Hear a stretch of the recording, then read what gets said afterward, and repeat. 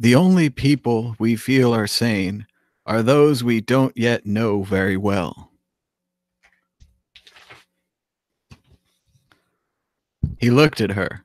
After a while, he said, "It's not about knowing where you are. It's about thinking you got there without taking anything with you. Your notions about starting over, or anybody's. You don't start over. That's what it's about. Every step you take is forever. You can't make it go away. None of it. You understand what I'm saying?" "I think so." "I know you don't, but let me try it one more time. You think when you wake up in the morning, yesterday don't count. But yesterday is all that does count. What else is there? Your life is made out of the days it's made up of. Nothing else.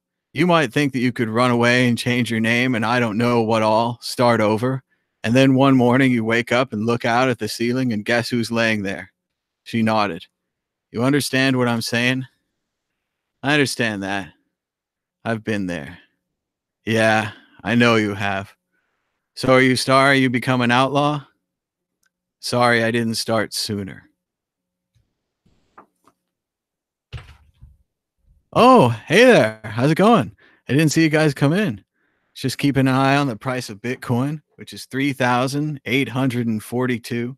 It's not too long ago that we'd say the price would be up to 3,842, but since we had a long run there at 6,500, everyone got kind of comfortable, started saying things like Bitcoin is stable again, and boy, the price sure seems the same lately, and I'm upset that it's year over year, no gains, or year over year only up 5%, things like that people were saying. Well, we certainly got a taste of it today, didn't we? With another 15% price drop in the price of Bitcoin after we had a 10% and seemed like a 10% the next day, and now a 15% drop. We're joined by Dan, the Crypto Raptor, and JW Weatherman. How's it going, Dan? Say hello. Hey, not too bad. Obviously, apart from the massive drop, it's never good on the soul. But you know, in the background, everything's being built, everything's moving forward in terms of development. So, you know, it's a scary price movement, but at the end of the day, Bitcoin's still Bitcoin. At this point, you just uninstall Blockfolio and let it go. We're also joined by JW Weatherman. How's it going, JW? Good. It's going good. How are you going? Having a good day. The price is a little bit lower than I would have expected it to be, but you know, whatever. And remember, it is a Saturday. We're having lower volume. Less people are trading. People are enjoying their Saturday. It's been a little rainy here in Sacramento, which is actually the best possible thing, as it's chased away that horrible smoke from the fires. It's also helped them contain the fire. So it's been a fantastic rain here in Sacramento. Probably not raining in Las Vegas, though. Probably dry as usual. We are keeping up with the chat here. The chat's talking about buying the dip. They're reading the charts. They're saying we're 8 on a 9 daily, looking at that Elliott wave, thinking that the price of Bitcoin will go right back up. Others are saying 3,400, 2,500, 1,300. 13 would be low, very low. We're saying hello to Mark from the London meetup. How's it going, Mark? Had a great time in London. Just seems like yesterday I was out there. Went to a series of old bars, many with wood. Not in Vegas, back home for the Thanksgiving. Don't make up stuff. You said in the chat that it's an 8 and a 9. And Tona said 1,300 since the beginning. But of course, if you say something long enough, like years ago, people said Bitcoin would be worth $1, and then suddenly it was. And then they said it would be worth $100, and that seems almost impossible, and then it was. So you could say Bitcoin might be worth $100,000. And if you wait long enough, either it will or it won't. So what do you think, JW? Is this the crash of Bitcoin Cash? What's the reason that the price of Bitcoin is down and down, and then now down again on a Saturday? You know, if I had to guess, and nobody really knows what's going on, right? I mean, I think that's the truth. And that's why I hate the technical analysis guys and everybody that says, oh yeah, I saw this coming. because they don't know the mechanism, right? It's the same thing with like dowsing. Like if you walk around with a stick and you say you feel energy, and then you drill and there's water there. Well, there's a pretty good chance that there was more water somewhere else, or, there's all kinds of, it doesn't mean that you had any understanding of like the mechanism, right, that caused this. Well, and the stick didn't create the water, right? Right, exactly. But it seems like it, right? Because if you don't put somebody through like a rigorous double-blind study, we know that all of this stuff can be super, super deceptive, right? The psychics don't just prey on absolute idiots. Psychics prey on people that are not super disciplined about their thinking. And that's the exact same thing with this technical analysis stuff. They don't know the mechanism.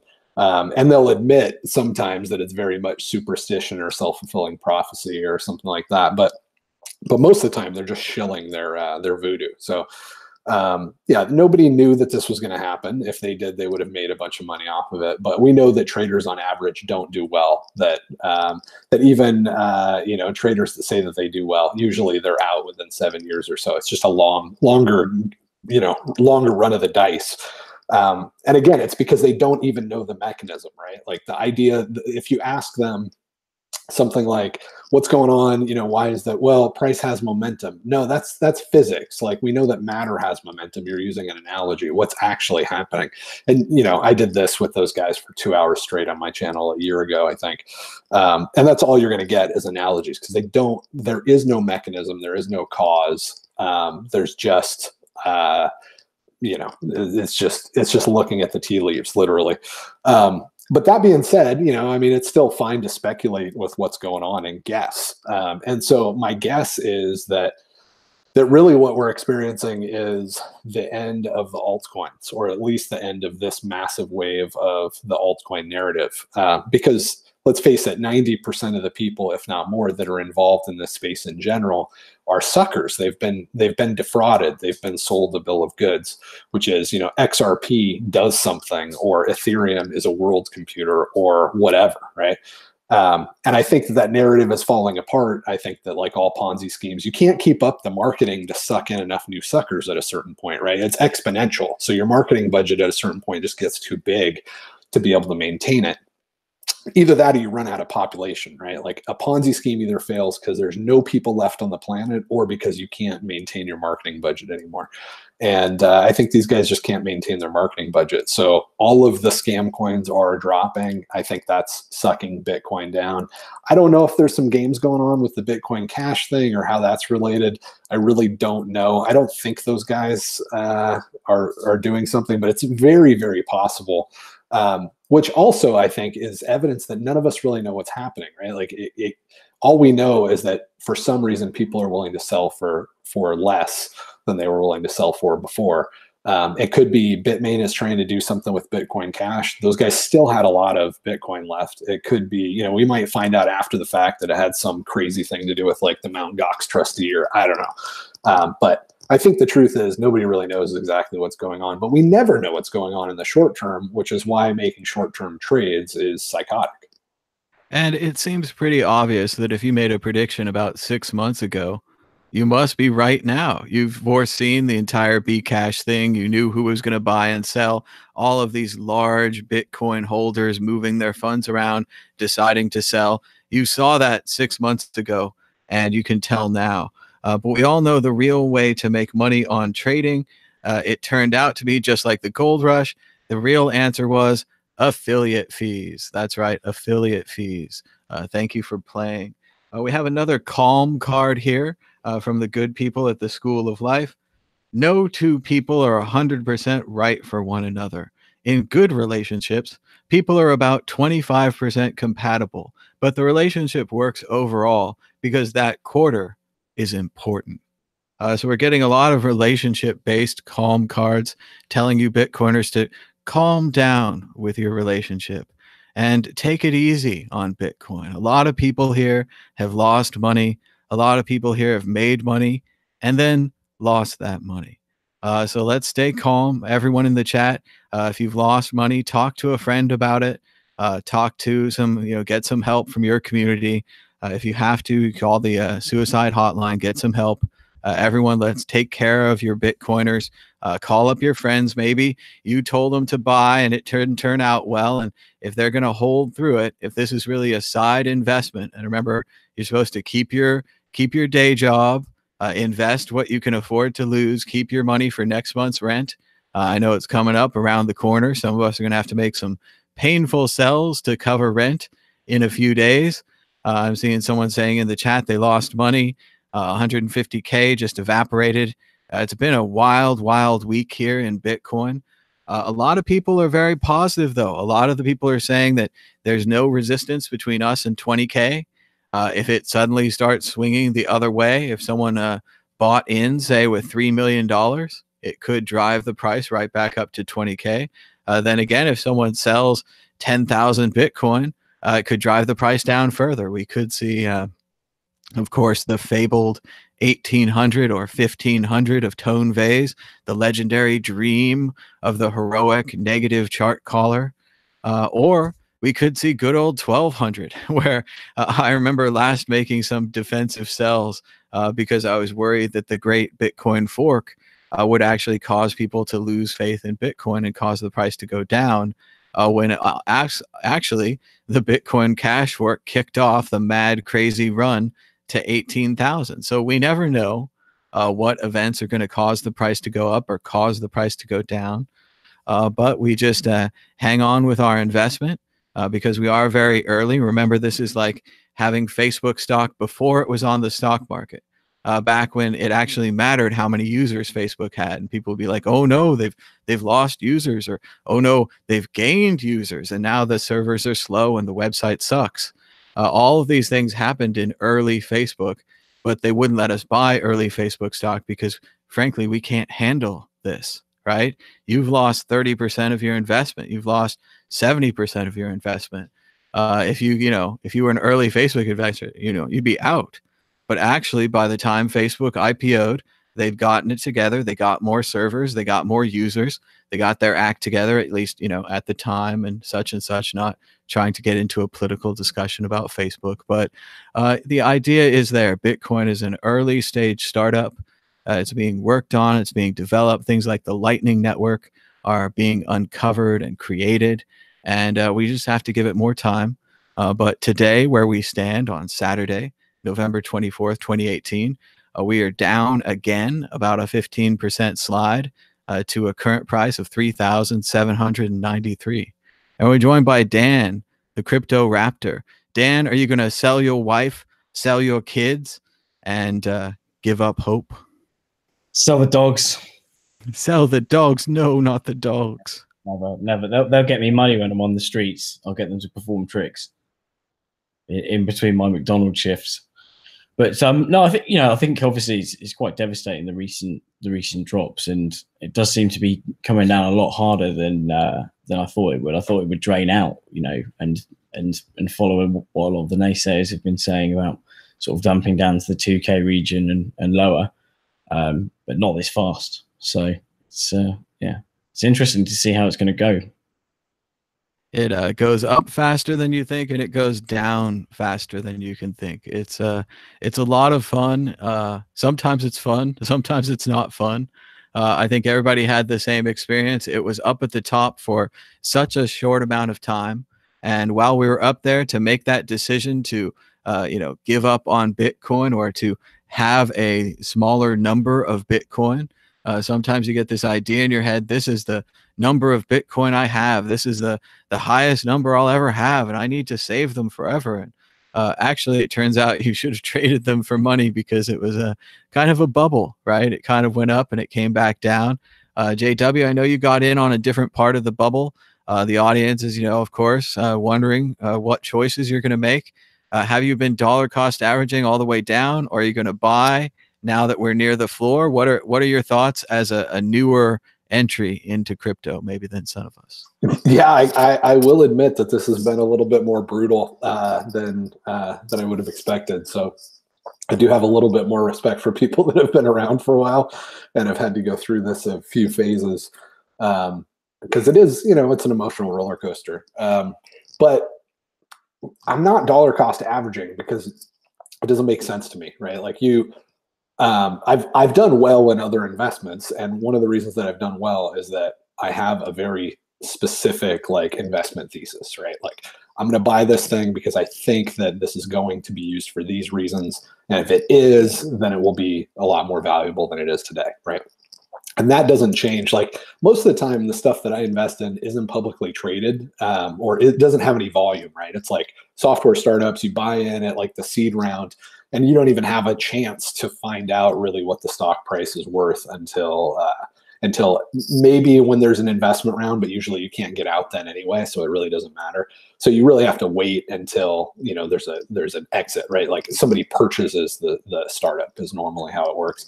So I haven't really had to put up with like day-to-day price changes before. So this is kind of a new experience for me. But that doesn't change the fact that I still I bought in because I thought, oh my gosh, this has like a reasonable chance of becoming global money. And, I think at the time I was thinking maybe it has a 10% chance, but you do the math on global money times 10% chance, and it's like a lot higher, right? You're talking about, maybe certainly 6 digits, maybe 7 digits per Bitcoin based on that. And so I didn't put all of my money into it, but I put a reasonable amount of money into it, like a modest amount of money into it that I could be comfortable having it completely go to zero, right? Without affecting my lifestyle. And so it wouldn't make sense for me to change that, right? Like all those things are still true. But I will say that I didn't expect to go this low. So now I'm having to reassess and go, at what point will I cash out something else that I'm invested in? And just, it wouldn't be a dollar cost average thing, right? It would still be a bulk purchase. It would be a conscious, intentional decision that at this moment, I think that this thing is a good value. I think dollar cost averaging, most of the time it's done because people are broke. And so they're just putting in, a few $100 a month or something like that. And I have no problem with that. That's not really dollar cost averaging. That's not investing more than you can afford to lose, right? But the other side of dollar cost averaging is like diversifying over time. And diversifying in general is a really stupid idea, right? Like you don't buy mutual funds. You become an expert in a specific niche where you know more than everybody else, and then you invest. And that same principle applies over time, right? You don't go, oh, well, I don't have confidence that at this current price, it's actually a good value, so I'm going to spread out my intelligence and sort of buy over the next 6 months. You say, I think it's a good value, I'm relatively confident, or I don't think it's a good value, and you don't buy it. So right now, honestly, what I'm thinking is if it hits 1,000, and as you're talking, I'm like, oh gosh, if it hits 1,200 and I don't buy, I'm going to feel like an idiot. So at what point would I add some more investment? Probably if it gets down there. And I am already, like, before we got on this call, I was already looking at some of the other things that some of the other investments that I might be able to get some liquidity out of to move over to Bitcoin. So it's getting really, really tempting. I'm definitely thinking along those lines. The problem is that I made a decision based on how much I was willing to lose, right? And so I have to go through that again and say, all right, am I comfortable with this thing going to zero at this amount?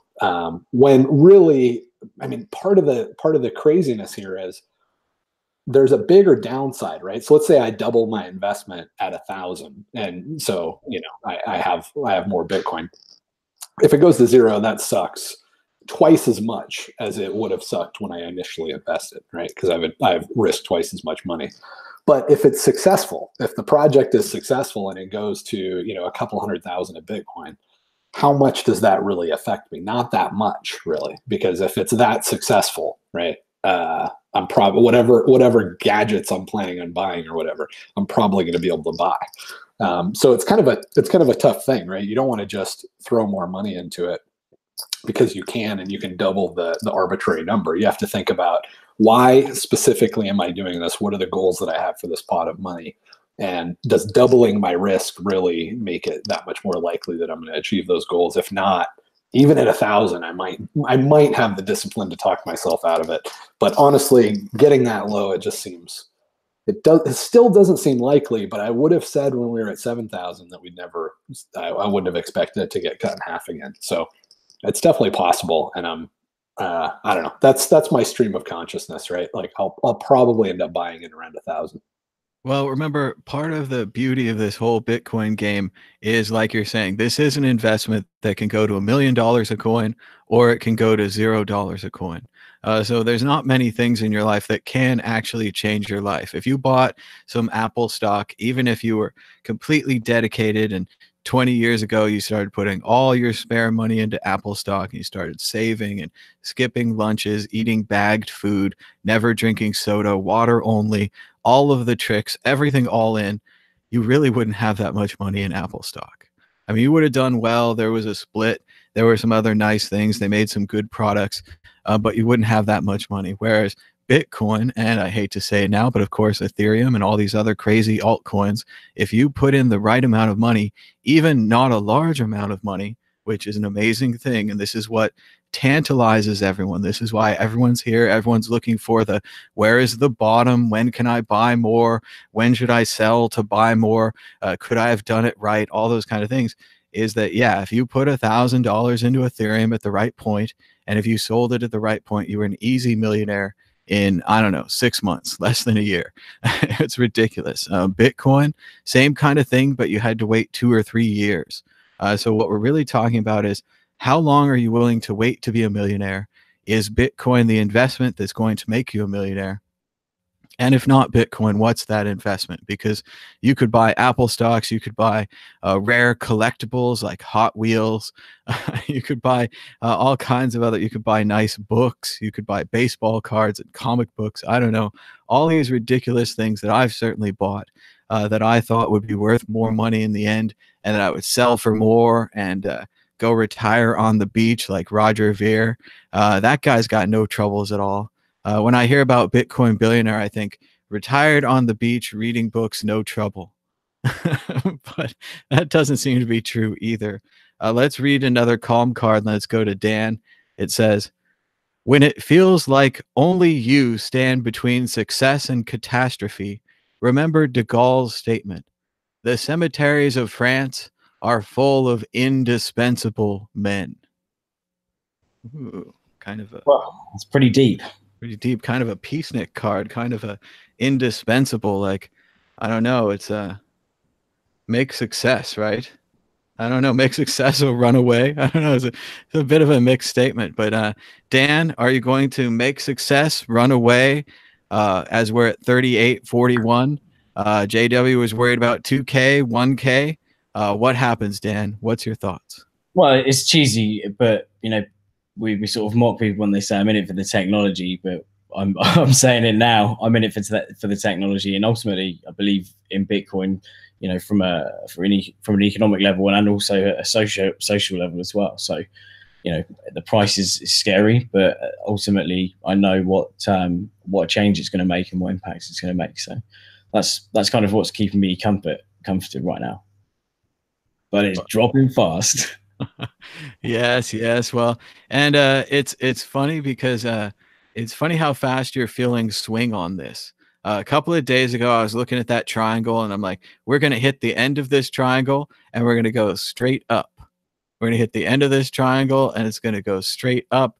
I'm going to wish that I had more. Next week, I'm going to be like, I wish I didn't sell any in the 6,500, 6,300 range. I wish I'd bought. And I was all those kind of thoughts. And then the Bitcoin goes exactly the other way. We're looking at 38.20, and you're saying to yourself, next week, am I going to be thinking, I wish I'd bought Bitcoin because somehow it went from 38.20 and it bounced off 2K or something and it goes to 20K, and you're like, wow, 20K, just like that? Or is this one of those weeks where it goes from 38.20 to 1,800 to 1,200, and you're like, oh, buying was terrible, holding is a little worse, and selling would have been the right move? You can never tell. A lot of people think they can tell. They have long-term gurus and choices. I'm seeing people saying locking in profits. That's a good idea if you're up selling some. I do like this general rule that seems to be out there. People are talking about if we ever see an all-time high again, sell 10% of your value every time we hit an all-time high. That seems like a decent idea. Of course, you're always making your capital pool smaller. If the thing really did go up, you'd have less in all of that. But yes, we're definitely in a Bitcoin downtrend and a bear market, and it seems very very sudden, and everyone's freaked out.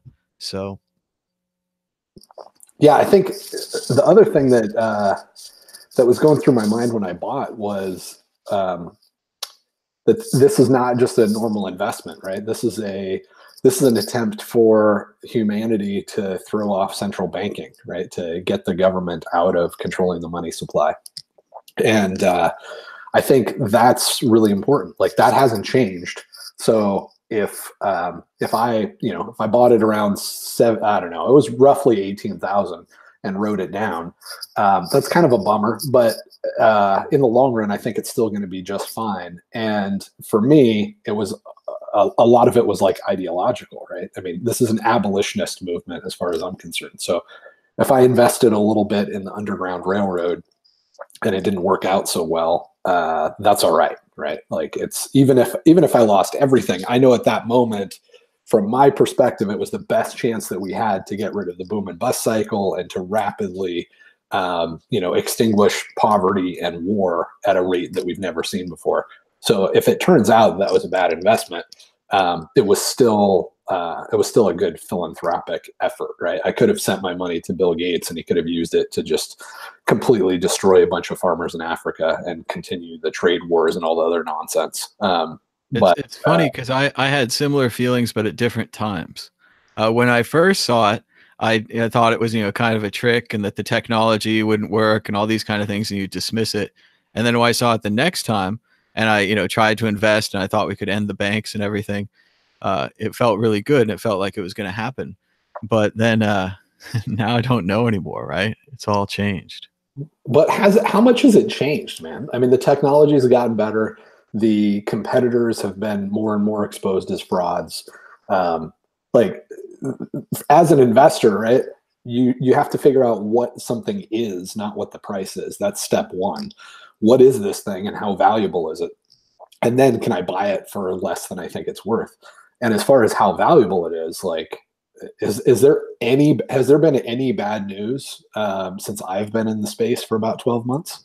Like, I haven't seen any bad news. I've only seen successive amounts of really, really positive advancements and development. So I'm not at all worried about the potential of Bitcoin over the next few years, which is the other reason why I'm not like, it's okay if I don't end up buying in. Like, if I think, all right, I'll do it at 1,200 or whatever, and it bounces off 1,500, like, who cares? Like, this was always a 3 to 5 to 10 year sort of investment, right? I never invest money expecting to be able to touch it within 5 years. That would be crazy. That would be back to dowsing. So, it's totally fine. One thing that I would say though is that that's very different from all of the scam coins, right? Like, if you bought into Ethereum and you lost a bunch of money, you're probably not going to get all of your money back, but I still think that it's very likely you're going to get a chunk of your money back, because even though at one point part of the government said that it's not a security, that doesn't really mean anything. They can change their mind on that. And the reality is that as people realize that it was always a fraudulent technology, right? Like, as people gain expertise in this space, more developers move over, more of them, figure out what the heck is going on. It's going to be more and more blatantly obvious that Ethereum was always a fraud. And I know that a lot of people hearing me say that are like, oh, no, it's not. But that's exactly what I'm talking about, right? Like, I have 20 years of experience in software security. I knew it was a fraud within the first 45 seconds of looking at it. As more people develop that expertise, it will become more obvious to them and to you as well. And I think we will see some class action lawsuits. I think we will see, even if the SEC is saying something like, hey, we're not going to regulate this, that doesn't mean that somebody can't put a lawsuit together and have a bunch of people go after Vitalik and all of the other people that promoted this, investment opportunity, because it's very obvious that it's centrally controlled. The whole DAO thing shows that. Like, he was able to pick up the phone and make some phone calls, stop trading, and do all this other stuff. He had as much control over that as anybody would have over a stock. And it's going to be really hard to convince a jury, right? Like, you got to think about this in context of, ultimately there's a jury of, average sort of dudes saying, oh, wait a minute, you said that this thing would work. You said all of these things. I've been burned before too on these crazy overpromises. And then we have expert witnesses coming in. I hope that they call me up. I hope they call up some of my peers to testify in some of these cases, because we will shred those guys just like we shred them every week, just like the Bitcoin threat model shreds Ethereum, from the beginning. And it will certainly create enough confidence in the mind of any juror that these guys are scammers and they lied about what the technology could do, and they lied to average Joes, right? Like, nobody gets their feelings hurt when it's a Silicon Valley startup that screws over some VCs, and can't deliver on its promises, right? But this is different. This is not pets.com, where it had the potential, right? And eventually we did end up with stuff like Amazon.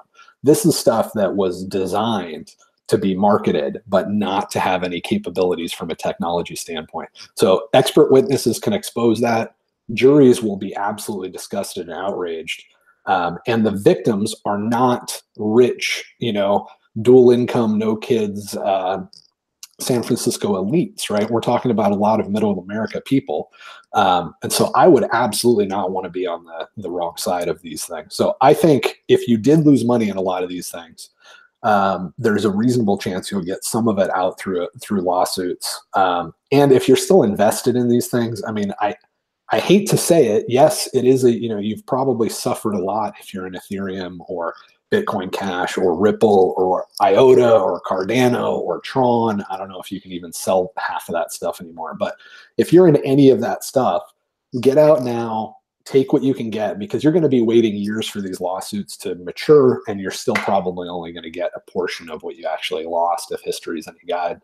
And the reason that I'm saying that is that this is not about like momentum or trading or, the goofy lines on the chart. These things are worthless. They don't solve any problems. They're vacuous. That's not like Bitcoin that actually solves this, this government resistant problem, right? Bitcoin has still been resistant to the government. It still exists. That's its purpose, is to allow for a monetary system that's government resistant. Nothing else is actually doing anything. So it's not a good idea to stay in them. It's definitely not a good idea to buy the dip on XRP or God knows what else. But if you have been burned, there's still some hope that you'll get some of your money back. Well, it's great to hear you say that, JW, because I've kind of been saying that about Ethereum since the beginning. We were critical of it during the crowd fund. It seemed like it wasn't going to scale. It did seem like they had a centralized control problem. Even then, before the DAO, it seemed like they had a large pre-mine. So it was going to enrich the people in the Ethereum Foundation and the early developers, those kind of people, of which there were a lot of Ethereum founders, I think 12 or 14. And we called all this out publicly because it resembled other scams, other problems that the community had had. And I don't know if people know this, but the Bitcoin community is kind of a self-policing community. We're the only ones that can call out scams because we have the unique knowledge of Bitcoin and of scams to be able to recognize other scams in cryptocurrency. So when something like BitConnect promises 20% profits, or something like Paycoin promises a $20 floor, we recognize it because we've seen it before. Or when a coin that's all about scarcity comes along, and I say, well, I know all about scarce coins because there's a 42 coin. There was only 42 of them. Or one coin. There was only one of them. If you had a 0.1 of one coin, oh my, you'd have a lot of coin. So these things have all happened before. Putting gold on a chain, on a token, these kind of things. So yes, we've seen them before. Yes, we call them out. Yes, it's painful to see people go up and be millionaires and then perhaps lose it all. Yes, we all wish that we had taken the ride up, become millionaires, been some of the few who sold and gotten out of the way. But that's, again, what I would put here. I have a list of good things to talk about is common mistakes. So one of my common mistakes is being too early. Like I said, I was critical of the Ethereum crowd sale. All I had to do was put a Bitcoin, probably about $300, $500 at the time, put that in, wait a few years, and sell it when it was $1 million. And there's plenty of these investments that I've missed along the way. And so yeah, most of them I missed logically. Right? How many Ponzi schemes have you missed out on and not gotten burned, right? Like, well, if you my friend who invested, say, $100 in every new altcoin, killed it. Like, Yeah, and I'm I not saying know. he had a strategy. He's a shotgun. Every new one that comes out, $100, boom, boom, boom. And I look at it and I say, I'm so logical. I'm so, task based. I'm looking at all the science, like, because all the things you say, JW, is all the things we were saying years ago about Ethereum. But in between, everyone we know who believed in the thing became at least millionaires on the short term. I'm not sure if they held it, but Well, I mean, that's the thing with Ponzi's, though. It's not about, it's not that there aren't, like, OneCoin or whatever. I don't know too much about it, but I'm sure that there were people that did super, super well because they were suckered into buying it and then for whatever reason sold at the right time, right? Because you have hundreds of thousands of people probably involved in these. Some small percentage are going to be the lucky fool, that hits on black, right? But I know people who got in early on BitConnect, and they got it. They got paid. They sold their shares. They made money on BitConnect, so they don't have bad feelings towards it. Even in the end, it was pretty clearly, like you're saying, a Ponzi. And just for people just tuning in now to Bitcoin, a Ponzi scheme, really quick, is where you take in new money to pay off the old money. So you've promised like 10% interest to the old money. So you take in a 20% premium from the new money. You pay them off. This works for a while as long as you can keep new money coming in. Also, the major key to a Ponzi is has a centralized person who's taking the cuts off the top, the person who's profiting, named after a guy named Ponzi. So remember, there always has to be a Ponzi in a Ponzi scheme. When I say Ponzi, I guess I'm being a little bit more generic because I don't think that they weren't doing that, right? They weren't taking in new money and like paying out dividends. Well, part of the beauty of these whole token sales is that there were no rules. So as I said at the time, you can check the tape. One of the great things about token sales is that, let's say that you pay me $1 and I sell you one of my tokens. Now I have another dollar. If I take that dollar and I use it to buy a token from myself, I've just sold the token, and yet I have another dollar. So I think that you could self-buy your own currency. I think that you could do backroom deals. You could do paper deals. Like if you buy $100,000 worth on the open market, I'll give you $50,000 on the back street market, and you can sell it in 2 weeks. Or, I think there's no question that that's what it is, right? The game is you do a bunch of marketing, you get a bunch of money, you manipulate the price, right? Like by buying a chunk and pushing it up. At the same time, you hit it with a good marketing campaign to try to get other suckers to buy it at a higher price. Maybe that's not technically a Ponzi, but it's definitely fraud. It's definitely deception. And the difference here is that for me, the really clear distinction is that these things, they never had any chance of delivering on any of the promises. And if you're technically competent and you were involved in them, you knew that they didn't have any chance of delivering on them, right? You knew that Ethereum didn't have any better scaling technology than Bitcoin, right? Like as they were running around saying, oh, we're going to do all this stuff, if you were technically competent, you were like, yeah, we actually have not figured out a solution to the scaling problem that Bitcoin has, right? Or if you're running around saying, hey, it's going to be the world's computer, you knew that like, whoa, wait a minute, this is really silly, right? Because this is like a fully replicated system. It's not very efficient. Oh, by the way, we really don't even, like we're writing a scripting language using JavaScript. Like we know that thing's riddled with, security flaws in the normal world. It's probably not a good idea, right? Like there was too many things that were blatantly obvious if you were technically competent. And that's the bigger issue, right? I mean, market manipulation sucks. A lot of the, marketing campaigns where they try to get you to sign up for a service and overpromise and underdeliver, that all sucks. But it really sucks when it was like intentional, right? Like when it was a scheme and the technology just didn't exist and it wasn't going to exist. And I know a lot of people, again, they don't have the expertise to really know whether what I'm talking about is true or not. But I'm telling you that there was never a chance, for example, that Ripple was going to do anything of value, right? It never had a problem. It never had a technology matched with a problem.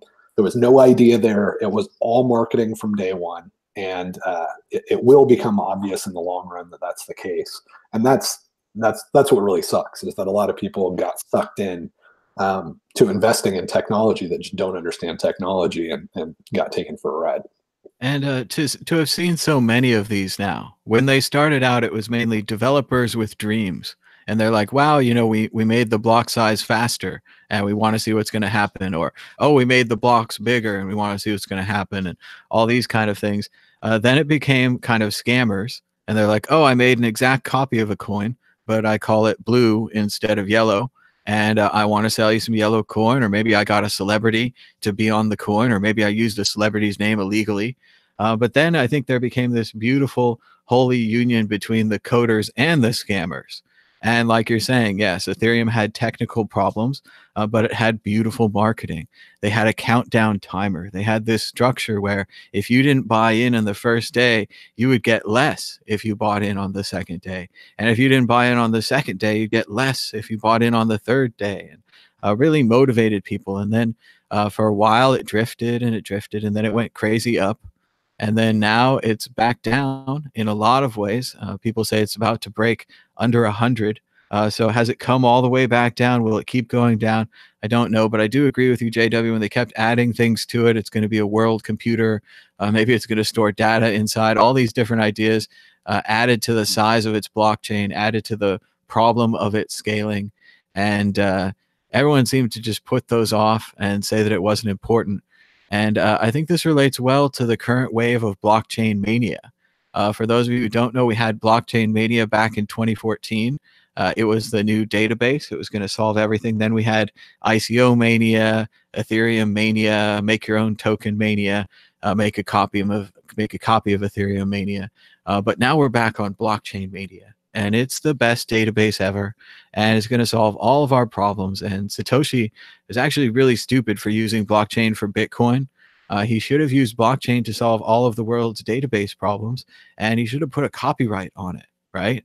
At this point, according to the blockchain world, Satoshi, great inventor, is some kind of universal moron for not copyrighting this idea of blockchain, for not owning it.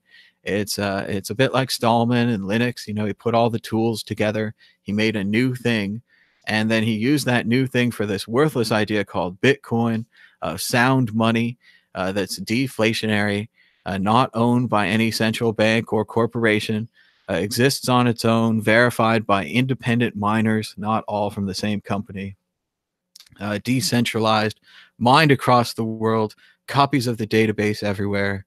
But really, he could have used it to solve the problem of verifying where diamonds come from, verifying where lettuce comes from, stopping rogue database administrators from editing the lettuce database, stopping companies from editing the databases, allowing companies to share open data. JW, are we in a blockchain mania? Is this something that's going to pass over? Or are we not seeing this? Is there something more? Hashed data in a distributed database is a really good idea, and we were wrong.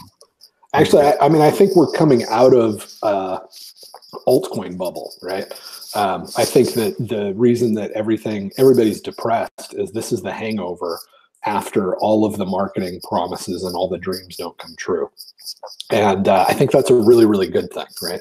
It needed to happen. We need to have people realize that Ethereum's worthless. And yes, they're going to get depressed, and maybe they're going to run to cash and maybe sell what little Bitcoin they have, or maybe just all the hedge funds are going to freak out and go, oh my gosh, I don't want to have anything to do with this because Ethereum is not going to be able to keep its promises. I'm just going to get out of crypto. I mean, I don't know if that's what's going on with the Bitcoin price or not, but it does kind of seem like we're all riding the same waves here. And it kind of makes sense that we would be, because when we go up together too, which means you have investors with significant amounts of money saying there's something interesting happening in this space, but I don't know the difference between Bitcoin and XRP and Ethereum, so I'm going to throw a little bit all of them, right? That stupid idea of diversification, they actually execute that crazy concept, and it causes everybody to go up. And I think now they're getting out of the space and suffering, and it's causing everybody to go down. But that had to happen because there was just too much confusion with all of these altcoins. And I know I'm not going to be able to help you understand all the security flaws, like on a random news show sort of thing. But if you just understand open source software at a high level, you can probably, this thought experiment will probably help you, right? So imagine that Bitcoin is chugging along. It's the only thing that really matters. And then Charlie Lee comes up with this idea to increase the block size or increase the period of blocks, I think. Like instead of a block every 10 minutes, we'll have one every 2 minutes or whatever Litecoin's thing is. In order for him to get to the point of launching his own thing, right, at some point he probably proposed it. And why wouldn't he? Because it's free to get all of this advice of all the people that are actually interested and say, hey, what do you guys think about changing the block period from 10 minutes to 2 minutes? And the answer is going to be something like, well, that's a really bad idea because it causes all of these other problems, right? You're just trading problem A for problem B, and problem B is worse. Now, after that happens, that's when he goes off and launches Litecoin, right? So you can apply this to Vitalik too. Like, hey guys, Bitcoin script is pretty limited, doesn't have a lot of features. I'd like to do a lot of crazy shit with it. How about we just wrap a lot of stuff in JavaScript and just stuff it into the blockchain, because that's going to attract a lot of developers and it's going to allow for, a lot more functionality. And by the way, we're also going to do, tokens on this thing with the ERC20 thing and whatever. The Bitcoin guys would have been like, well, look, that's fine if you want to do tokens. We kind of already have that with Counterparty, knock yourself out.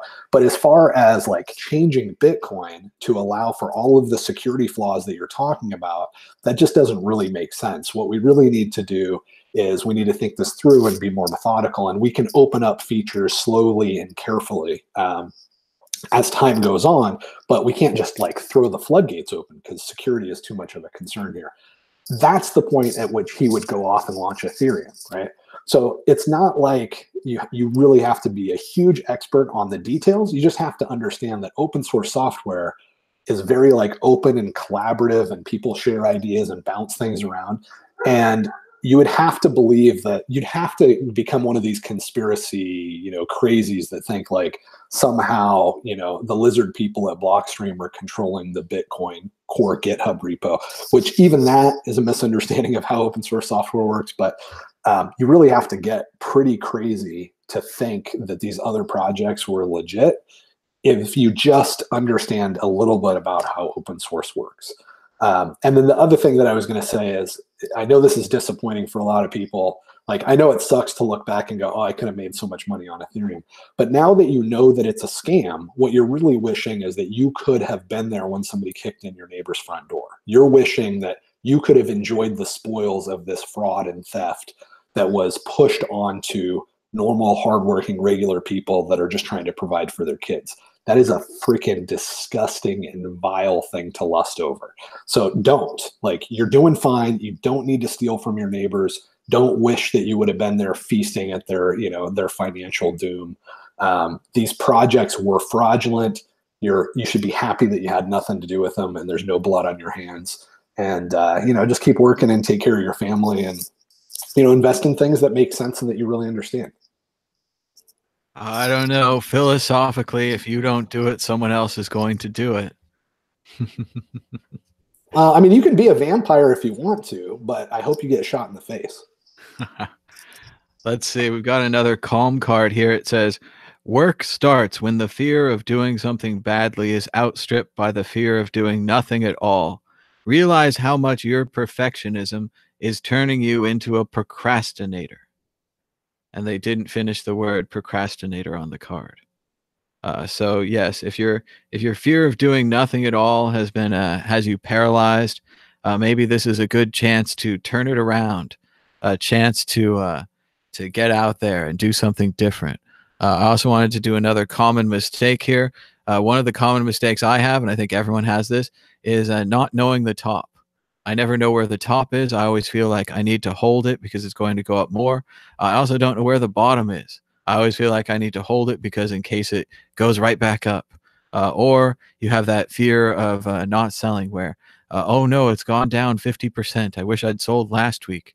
And then it goes down 50% again, and you wish you'd sold the week before. What do you think, Dan, here? Why don't you get in the conversation?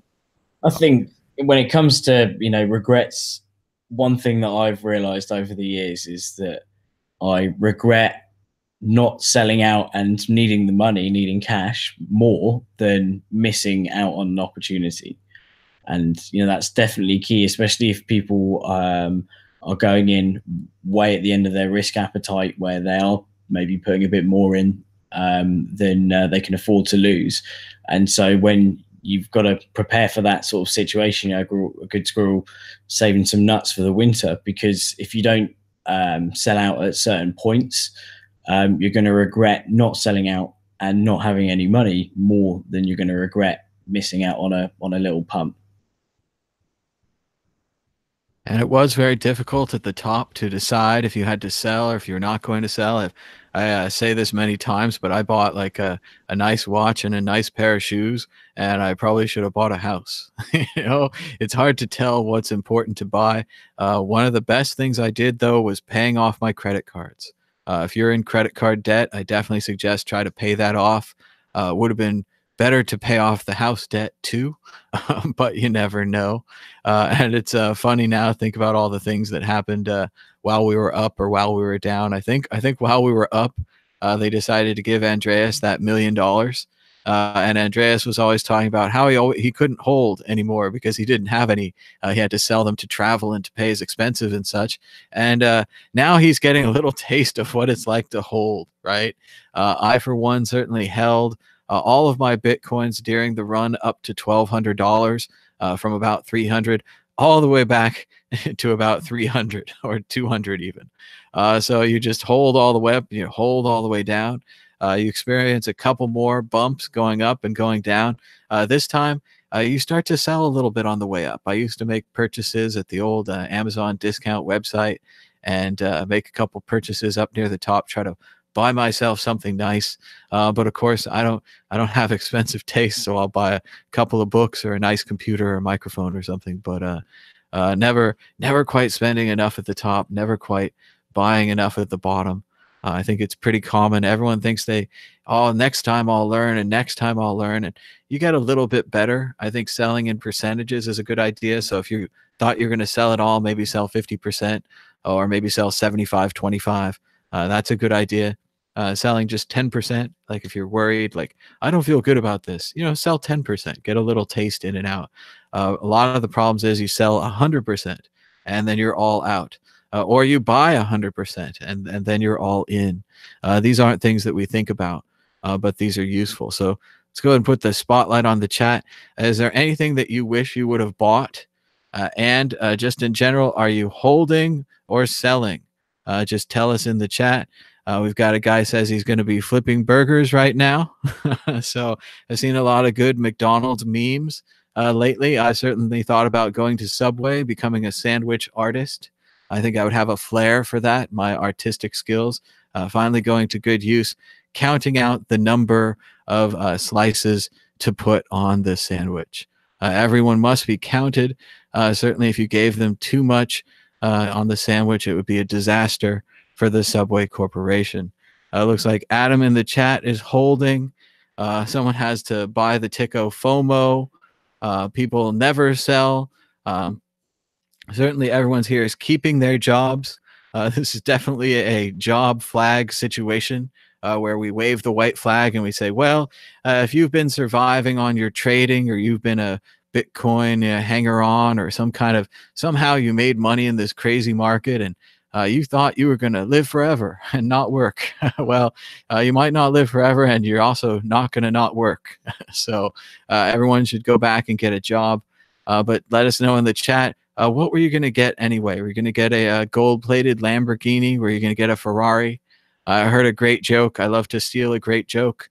So here's a great joke. I heard, why do Bitcoin owners like Lamborghinis instead of Ferraris? Because Ferrari is owned by fiat. It's a way homer. Dan, what do you think? Is everyone in the chat, are they going to make it? Are they going to sell? What do you wish you have bought? Is there something that you're missing right now? No, I'm not really a material person, to be honest. Although, I wouldn't mind a massive mega mansion in an island somewhere. But definitely, I think one thing that would have been good was to, clear a bit more debt in terms of mortgages. That's always, imagine being in a situation where you're completely mortgageless, and that's a good place to be, because it means that your roof over your head's covered, and it's just bills you've got to cover. So when times are hard, if you've paid your mortgage off or paid your debts off, then you've got less money to worry about to tick over.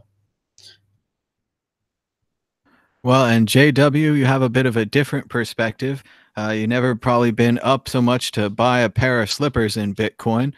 Did you do the right thing? Did you invest just what you could afford to lose, kind of a bonus or a little extra money that's set inside for investment, or is it hurting now? Did you overinvest? Yeah, no, it's definitely not hurting now. I mean, I teach a class on how to do this stuff, and I started teaching it probably 6 months ago and said the same thing back then. And that is that there's sort of a bunch of different ways to make money, and speculation is sort of like the most risky, most difficult way to make money. So if I was going, let's say that I was going to, I don't know, I'm gonna speculate on construction equipment, right? Like I'm gonna buy and sell construction equipment stocks. I'm probably going to work in construction for a while. I'm probably going to run, heavy equipment, right? I'm probably going to run a business that operates heavy equipment for a while. And I'm going to develop a bunch of expertise in that way before I get to the point of actually like buying and selling stocks for different heavy equipment manufacturers, because I'm going to be the guy that goes out and that looks at the new product line and that talks to customers that are getting the new stuff off of the manufacturer and find out, is that equipment actually performing as expected? Is it actually saving the business money? Are you getting out of, Caterpillar and into Komatsu or whatever? I'd be talking to big farmers and figuring out whatever, right? Like that is the right way to be a speculator, to know more than everybody else and to profit from that knowledge. So, so if you are, if you're a regular guy and you just threw some money at this, stop doing that. Stop throwing money at stocks. Stop throwing money at crypto. Become an expert in some area. And in the process of becoming an expert, you're going to become pretty wealthy as well, right? Like you can't run a business and go through that process that I just talked about without developing expertise, but that expertise is really valuable, right? So you're going to have extra money to invest and to speculate with that is not going to kill you if you make some bad decisions, because it's a skill like anything else. And when you first start doing it, you're probably going to make some bad decisions. So what I would recommend is if people don't already have an expertise, and I mean like something that's valuable, right? If you're making less than 6 figures a year, you don't have an expertise, you have no skill sets that the world values, economically speaking, you're not very valuable, right? So become valuable, learn a skill set that people actually value. I happen to think software development is the place to be. If you look at the salaries that people are getting and the amount of demand that's there, you don't have to be a genius or any of that, nonsense that's been put around. So if you're 30 or you're 40 or you're 50, don't count on Social Security. Don't count on your uninformed crypto investments. Don't count on your uninformed stock investments. Develop a super valuable skill. And I think software development is the way to go there. So, that's my regular plug to go out to mathbot.com. We've had our usual JW, get a job, learn software, mathbot.com. Yes, we hear you. But there are lots of people that need to do jobs that don't pay 6 figures. And where would we be without the trashmen? No, I mean, look, you got to do it. It's, their jobs. No, I'm not saying that those jobs don't need to exist and that people don't need to do them. What I'm saying is that a trash man should not be investing in high tech. He doesn't have the experience or the expertise. Investing is, I'm not so sure. They shouldn't be investing their rent check. They shouldn't be investing their food money. So everything is competitive, right? Investing is competitive. Well, gambling's gambling. I see it. If you're buying a lottery ticket, you're better buying a lottery ticket full of Bitcoin, or as much as I'm sure you hate it, IOTA or Ethereum or any of this garbage, right? At least it's a lottery ticket that might pay. We know the odds on the actual lottery. They're terrible. The odds on the Ethereum lottery or any of these lotteries, they're probably very, very bad. Well, look, man, go play blackjack. You'll have better odds. I promise you in 10 years, when you look back on the shitstorm that has been the cryptocurrency space, if you had just gone in and played blackjack, you would have done better. But you know how you could have even done better than that? Become good at playing poker and then play poker, right? You could actually have better than 50% odds if you invest in that skill set. I think that's a shitty way to live your life. But you know what? If you enjoy it and you can actually have better than 50% odds, fine, become really good at poker. But you're going to have to invest in that skill set before you have a better than 50% chance. And if you really want to stack the odds in your favor a lot, go into something where there's a lot of payouts, and there's a lot of payouts where humanity needs help a lot. And right now, humanity needs a lot of software help, right? And you can see that because there's these massive payoffs that are happening for lots of software startups. So play that game, right? Like, pick the game that has the biggest payouts and the best odds of winning, and then become really good at it. That's all I'm suggesting. And it is clear that playing blackjack, playing poker, or even day trading cryptocurrencies is kind of a grinding existence. You make 10%, you take the profits off the top, you put it back in, you lose 20%, you go back up 30%, you take 10% off the top. The ones who survive, and if you watch the movie Rounders, if we're going to talk about poker, the ones who really survive is John Turturro. John Turturro doesn't live a glamorous lifestyle. He swims at the Y. He saves his money. He doesn't buy expensive Oreo cookies or own the gambling establishment. He just grinds out a living. And that's a poker player. But the problem is everyone wants to be Matt Damon.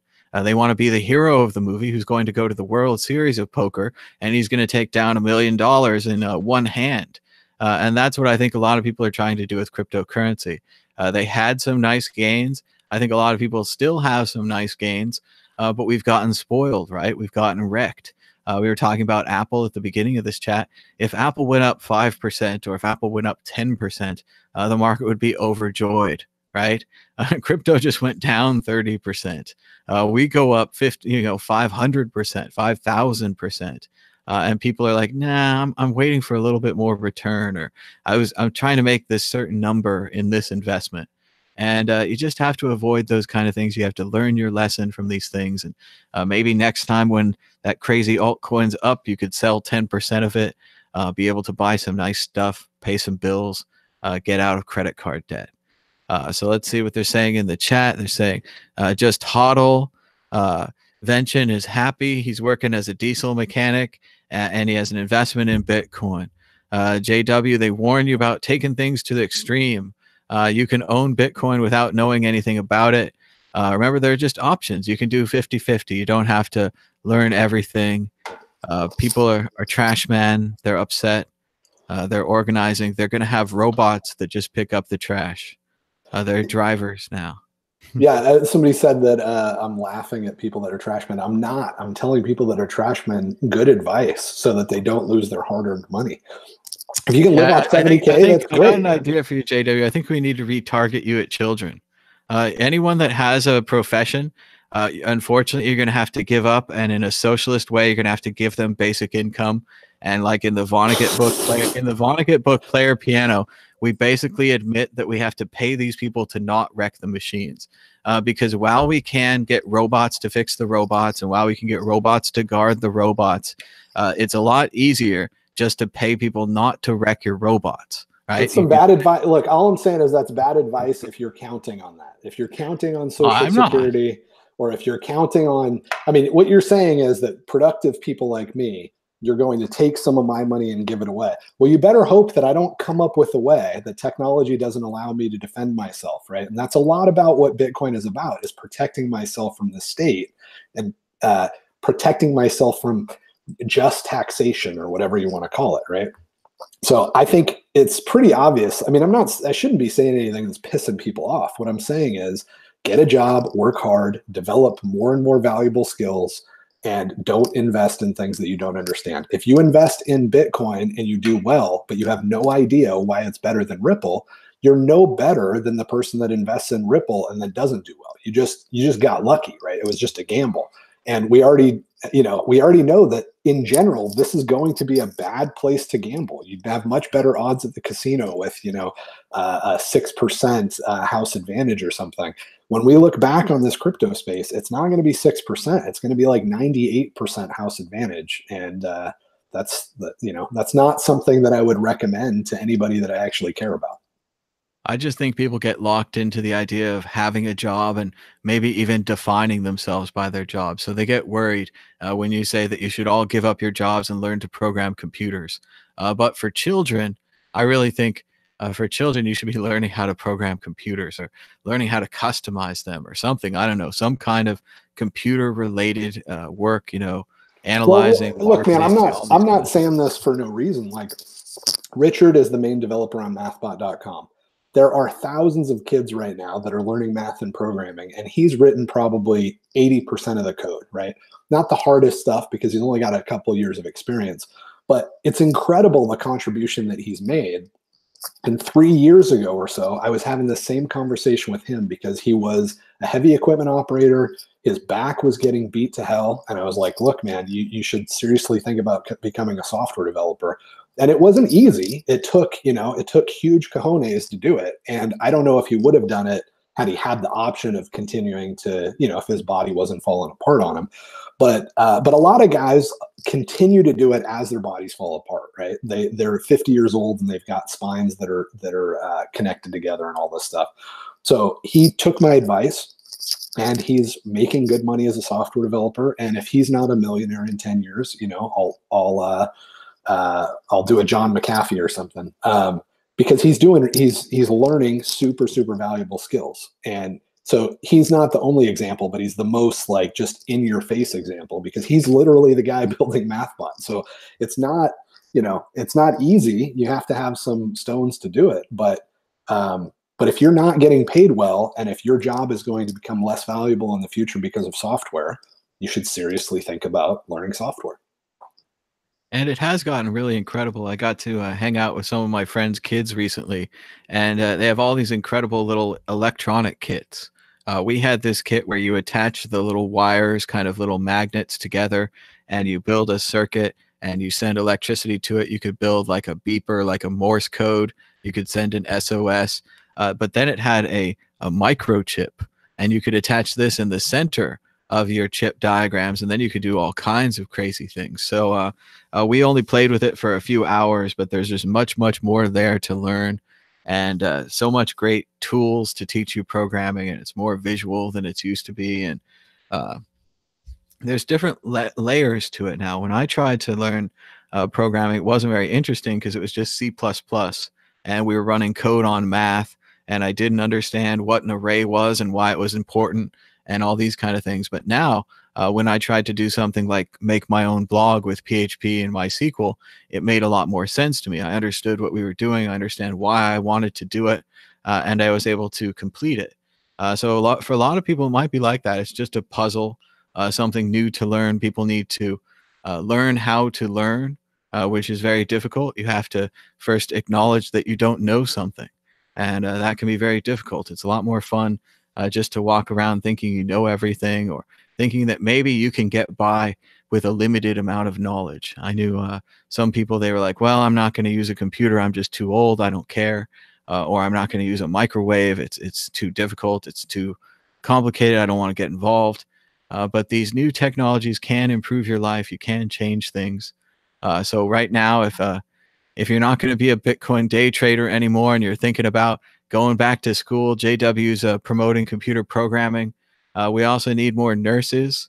Nursing's a great occupation. Hospital workers, teachers. We need more teachers pretty much all the time. Dan, are you going back to school? Are you going to keep crypto rapping?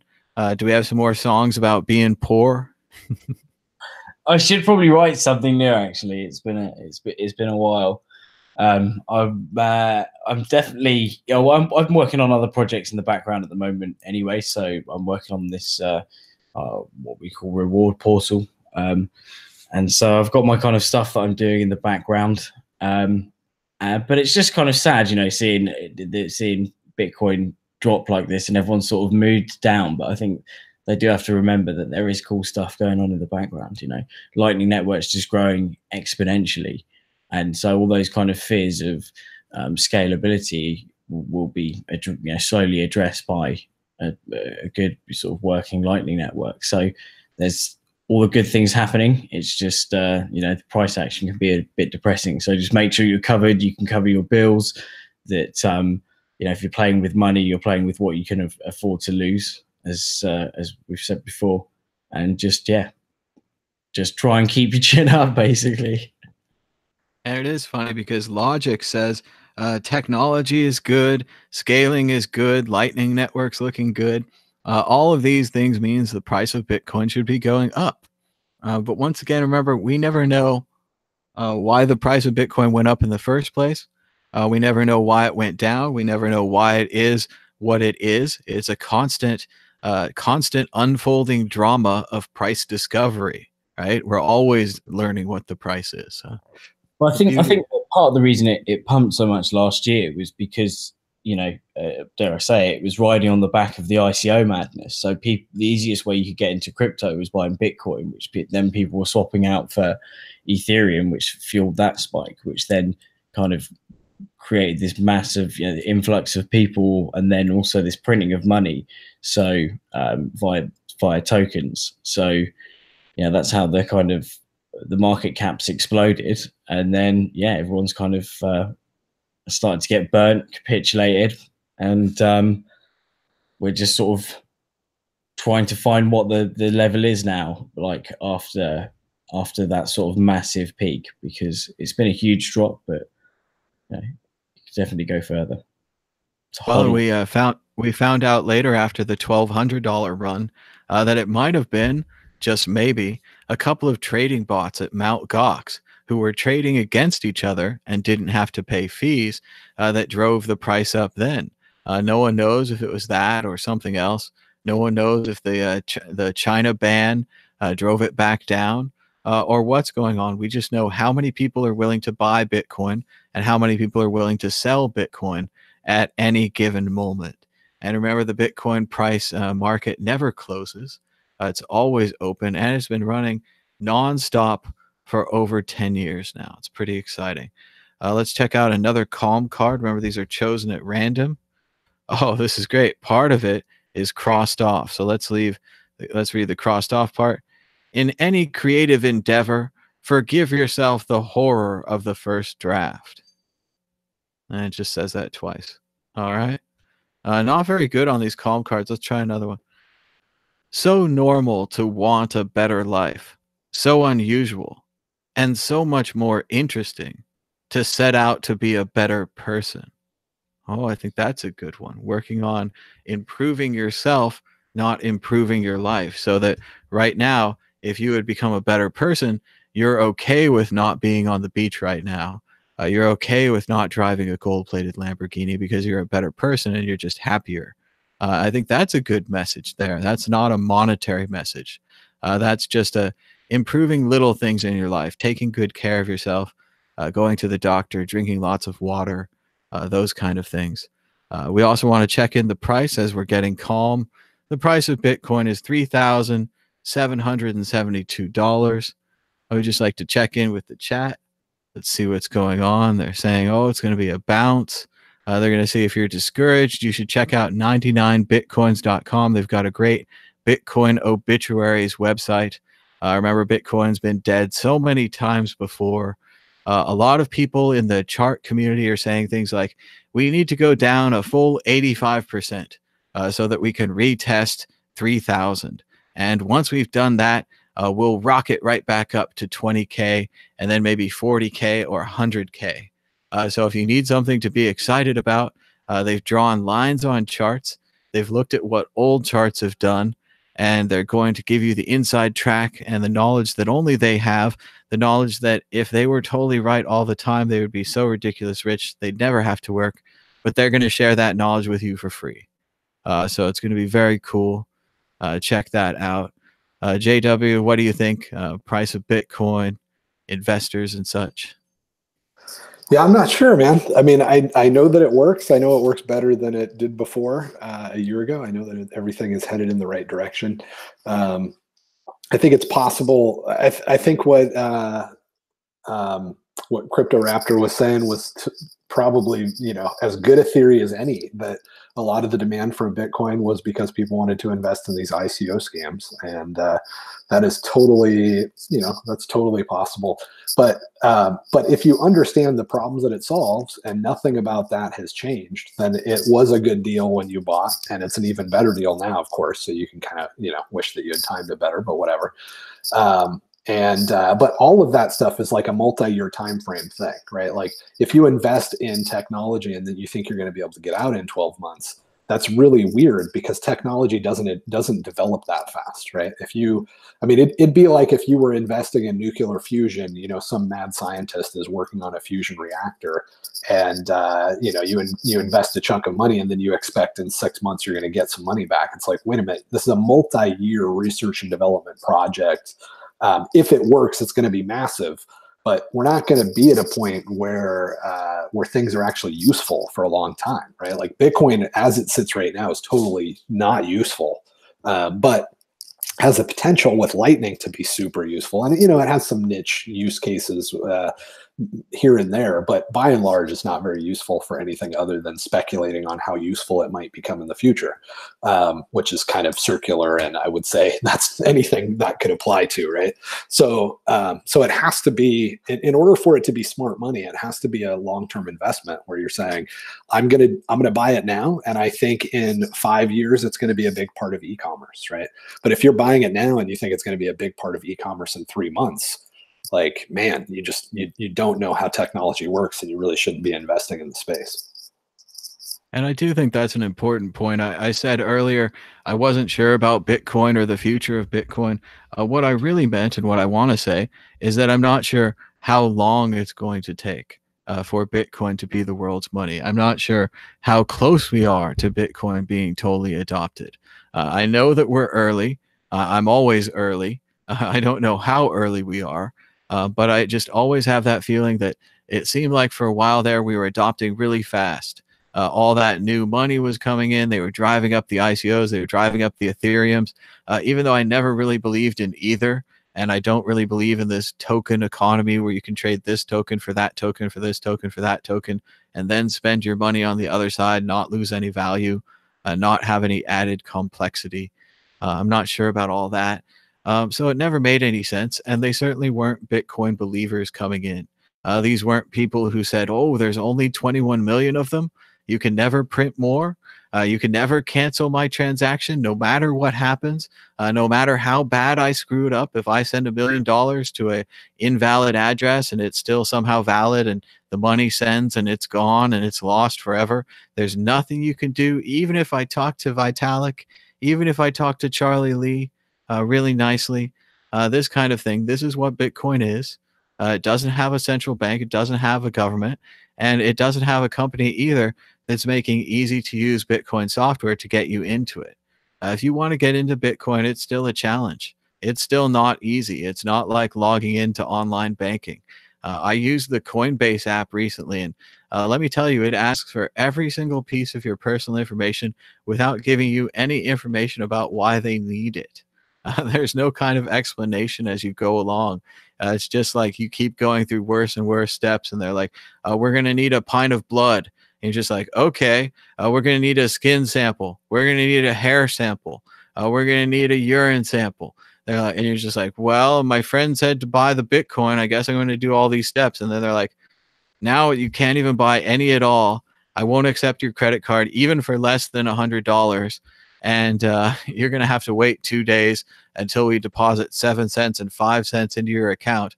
Then you have to tell us that we deposited 7 and 5 cents. It seems to me like you should know that you deposited 7 and 5 cents. You're the one that did it. So a lot of these things make no sense to a new person. A lot of new people had to go through a lot to get here and to get this far. And now, instead of winning easy money, they're losing. They're losing money that they thought they wouldn't lose. But there is, like JW says, there's long-term potential value here. This is an early speculative technology. And in a lot of ways, be excited you're a part of it. You lost money on Bitcoin. You're a hero now. Maybe if you hold it long enough, you won't have lost money on Bitcoin. And then you'll have the story about how you almost lost money on Bitcoin. Or maybe you made money on Bitcoin, then you lost the money that you made. Well, you never really had it in the first place. It's hard to think about it, but that's the way you have to think. You have to think, I never really had that. It was fun for a while, but so it goes. What were you going to buy anyway? What's the big deal? Do you really need a gold-plated Lamborghini? What do you think, JW? One more thing to the crowd, and I think we'll go around the horn one more time and then end this for a little while. I've got to go to dinner, but then maybe I'll come back after dinner. Maybe we'll be even lower. Maybe we'll be at 2,700 or 2,500. It's striking for everyone else. For everyone else, it's like, oh no, Bitcoin's never been this low. But for me and anyone that's been in this a few years, you're like, oh, I remember these numbers on the way up. I was so much more excited on the way up. 3,700 still sounds pretty good. 2,500 still sounds good. But remember, I deleted the Blockfolio app. I forgot how many Bitcoin I have. I'm in full denial at this point. This is where you should all be. That's the only way you're going to make it through this. I held mine through the up, through the down, through the up, through the down. And I guess we're going to do it one more time. So they say it's going to go right back up any day now. JW, what do you have to say in closing? What can the people do? What's going on? Go ahead, JW. Yeah, I was just wondering how long has it been since it was at, what are we at, 4,000 roughly right now, 3,800? How long? It couldn't have been that long. It's got to be a year. I remember during my Europe trip last year, I think it went from 2,000 to 6,000, and it was like a dream. It was amazing, and then of course 6 to 18, and then that was really crazy, and then now back down, and then now back down again. But people get lulled into it by that 6,500, that steadiness. They think it'll be there forever. Yeah. I mean, I think what's going on here is that there's a lot of people trying to figure out what Bitcoin is and why it's useful. And I think a lot of people thought, oh, blockchain was useful. All these altcoins are useful. And now they're realizing they're not. So I think the price, there's probably some manipulation and some nonsense going on. But I think even if there wasn't, we should expect a lot of volatility, right? Because the price reflects how much people in the world think that this thing is valuable, right? And we know that most of the people that were investing in Bitcoin had no idea why it was valuable. Like the reasons that they thought it was valuable, they were just flat out wrong, right? They thought blockchain was valuable, or they thought it was already available for retail payments. They thought that it was, there was going to be no fee transactions, way before Lightning. They thought that that the user experience was that far along that we could just roll it out to all the McDonald's tomorrow, right? So the reasons that those people got in, if you talk to any of them when they were getting in, they were getting in for the wrong reasons. They were completely ignorant. So it makes sense that as those people learned more, and this is just one possible way to think about it, but this is economics in general, right? It's very possible that as those people realized that the reasons they thought it was valuable are invalid, they got out, and that would cause a big dip. But the reality of all of this, from my perspective as a technology expert and somebody that actually knows what's going on, is that it is actually really valuable. Like it really, really does work, and it really is very important to be able to get the governments that steal a small percentage of your savings every single year, right? Like I'm in my mid 40s. I remember when a candy bar used to be a quarter, right? That has a big impact on people's retirement, and it has all of these negative impacts on the economy. The boom and bust cycle is super destructive.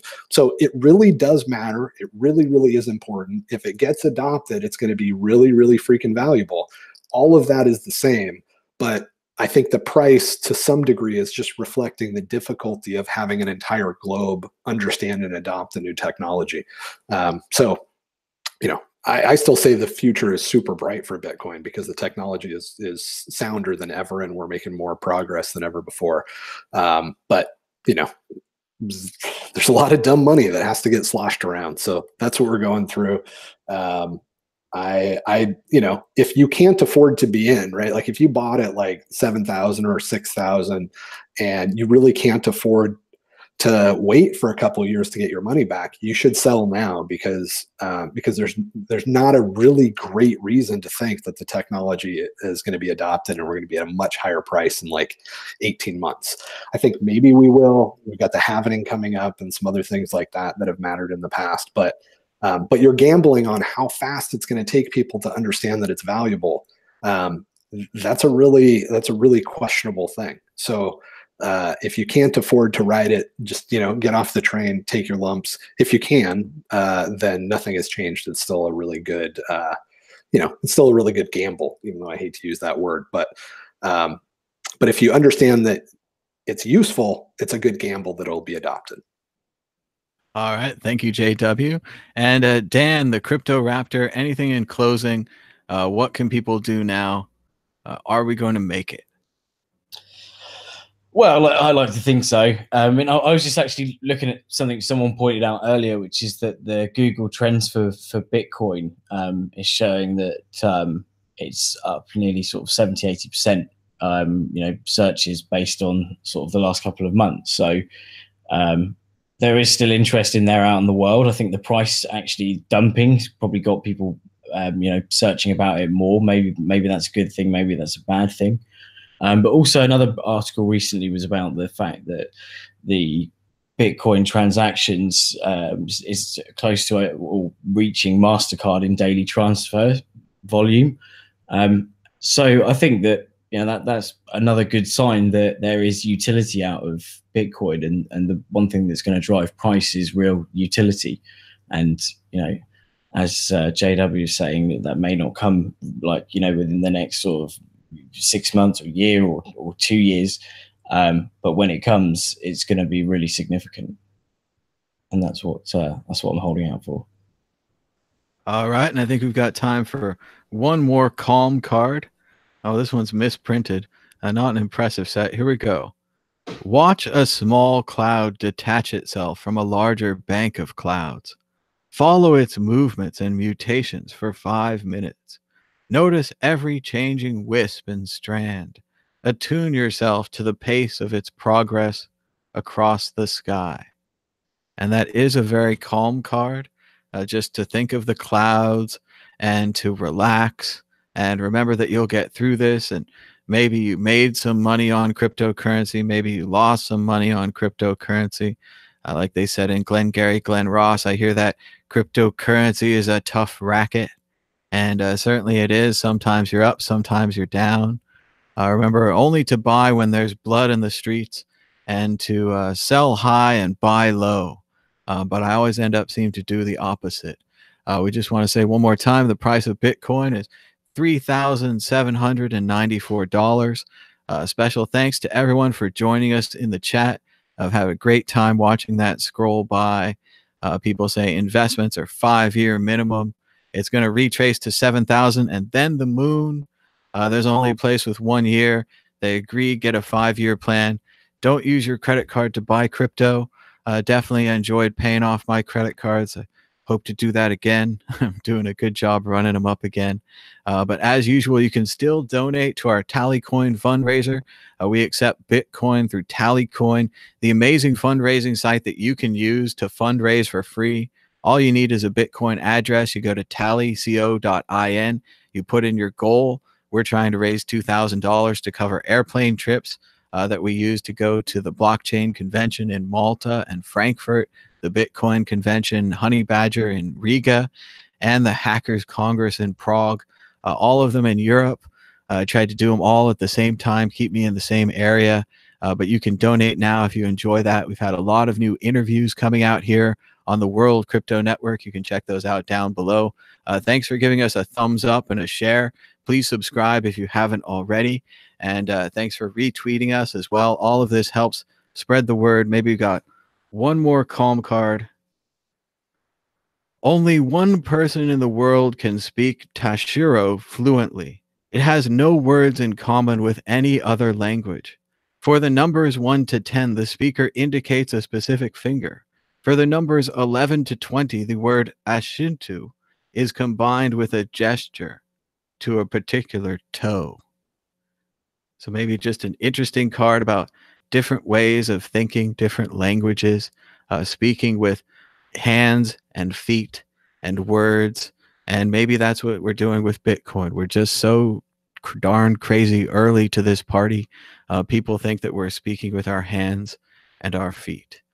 So we'll check in with you guys a little bit later. We'll keep an eye on the price, keep an eye on the Twitter. And until next time, bye-bye.